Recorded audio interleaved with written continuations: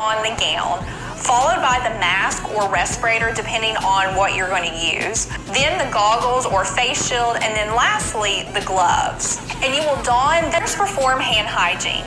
Then put the gown on by sliding it up the arms and insert the thumbs into the thumb inserts of the gown if present. This particular gown has a loop that can be placed over your head. Then secure the gown by tying the ties in the back. Next, don a face mask or respirator.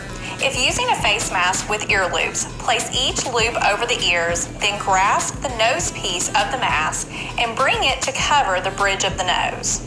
Then mold the nose piece of the face mask with the fingertips of both hands by starting at the bridge or goggles. If using goggles, apply goggles over the eyes. Make sure any straps or bands of the goggles are secured around the head and the goggles fit snugly but comfortably.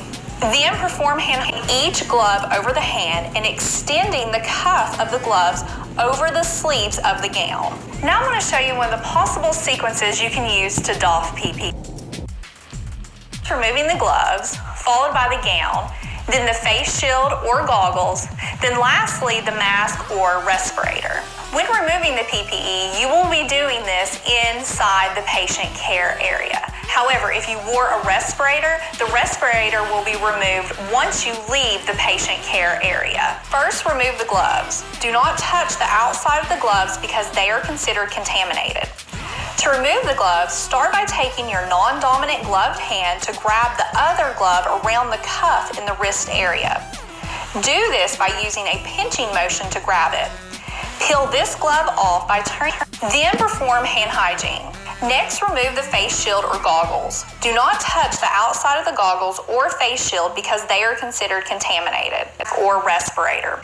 If a mask is worn, the front of the mask is considered contaminated. Protocol and perform hand hygiene. If a respirator is worn, the doffing procedure is performed outside the patient care area. The front of the respirator is considered contaminated. Hand hygiene.